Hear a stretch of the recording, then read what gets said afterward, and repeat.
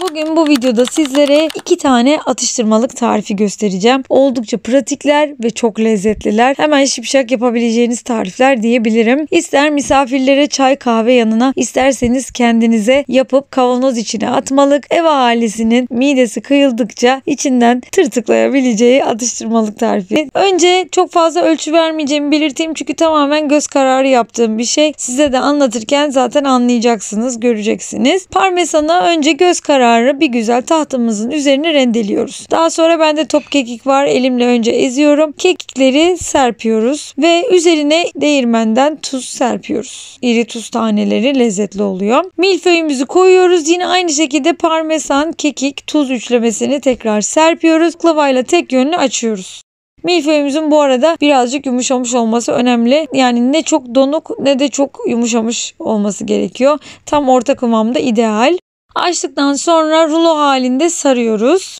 Ve sardıktan sonra bir parmak kalınlığında dilimliyoruz. Biliyorsunuz milföy aslında kat kat tereyağlı bir hamurdan oluşuyor. Evde yapmak çok zahmetli olduğu için genelde hazır alıyoruz. Ben de sürekli pratik olması için öyle alıyorum. Gerçekten bu tarz tariflerde özellikle kurtarıcı oluyor. Artan malzememizin üzerine bir milföy daha koyup yine aynı işlemleri tekrarlıyoruz. Tek yönlü açıp yine rulo halinde sarıyoruz. Bir parmak kalınlığında yine hepsini dilimliyoruz. Bu arada bu tarifi farklı peynirlerle de yapabilirsiniz. Klasik kaşar, cheddar peyniri ya da başka peynirlerle bence her türlü lezzetli olacaktır. Daha sonra yatay bir şekilde bu kestiğimiz ruloları fırın tepsimize diziyoruz ve üzerlerine hafifçe bastırıyoruz. İşte çıtır çıtır piştiler. O parmesanın kokusu, lezzeti size anlatamam. Yaptığınızda gerçekten çok beğeneceksiniz. Hem çok pratik hem de çok lezzetli bir tarif olduğu için çok memnun kalacağınıza eminim. Sıra tatlıya geldi. Bir tabağa toz şeker koyuyorum. Yine gördüğünüz gibi göz kararı. Tarçın. Ben ortalama bir tatlı kaşığı tepeleme koydum ve bir güzel karıştırıyoruz. Bu arada belki bilenleriniz vardır. Bu aslında Fransız mutfağında palmiye diye bilinen bir tarifin tarçınlı versiyonunu yapıyorum diyebilirim. Palmiye fırınlarda satılır. Çocukken en sevdiğim atıştırmalık tatlılardan biriydi. Anneannem bana hep alırdı. Bu da onun tarçınlı versiyonu. Görseli de çok şık oluyor. Yapımı da gördüğünüz gibi oldukça kolay. Karıştırdıktan sonra tezgahımıza bir kaşık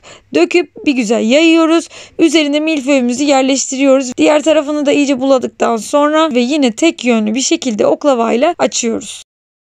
Ve yine rulo şeklinde sarıyoruz fakat tamamını değil. İki tarafını da rulo şeklinde sarıp ortada birleştiriyoruz. Bakın iki tarafı da eşit şekilde rulo olarak sardık. Bir tarafına bir kesik atıp hafif, diğer tarafını tamamen kesiyoruz. Kısa bir kesik atıp tamamen kesiyoruz. Bu kısa kesik atmamızın sebebi hem ölçü almış oluyoruz hem de oranın devamını yine keseceğiz, gösteriyorum.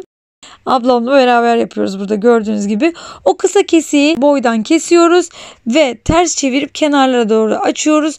Uçlarını da şöyle sivrilterek sıkıştırıyoruz. Bir kanat gibi gördüğünüz gibi şekil alıyor. Buradaki en büyük püf nokta o kısa kesikleri keserken dipten tamamen kesmemek. Tamamen keserseniz bu şekli veremezsiniz. Zaten yaparsanız da anlayacaksınızdır. Aynı işlemleri diğer bir kare milföye daha yapıyoruz. Fırın tepsimize onları da diziyoruz. Bu arada fırınımızı önceden 200 derecede ısıtmaya başlıyoruz. Fırını önceden ısıtmak neden önemli? Onunla ilgili küçük bir detay vereyim size. Milföy hamuru kat kat ince tereyağlı tabakalar halinde oluşan bir hamur olduğu için soğuk hamur sıcak fırına girdiğinde içindeki tereyağlar böyle eriyor, buharlaşıyor ve katlar birbirinden ayrılarak kabarmaya başlıyor. Yani bu milföyün kabarması buradan oluyor. Ama eğer fırın yeterince sıcak olmazsa tereyağı erir ama tam olarak buharlaşmadığı için daha hamurumsu, kabarmayan, çıtır olmayan, biraz daha böyle sert bir hamur kalabilir. O sebeple fırın ne kadar sıcak olursa o kadar iyi olur milföy hamurları için. Tepsimize dizdikten sonra ısınmış olan fırınımızı alt üst ızgara ayarında pişmeye bırakıyoruz ve bu sırada tabii ki çayımızı koyuyoruz. Tatlılarımız hazır, çıtır çıtır.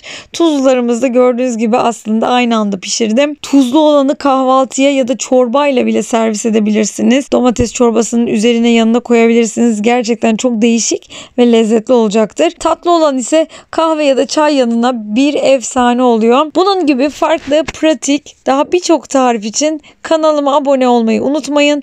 Eğer yaparsanız da yorumlarda buluşalım. Afiyet olsun.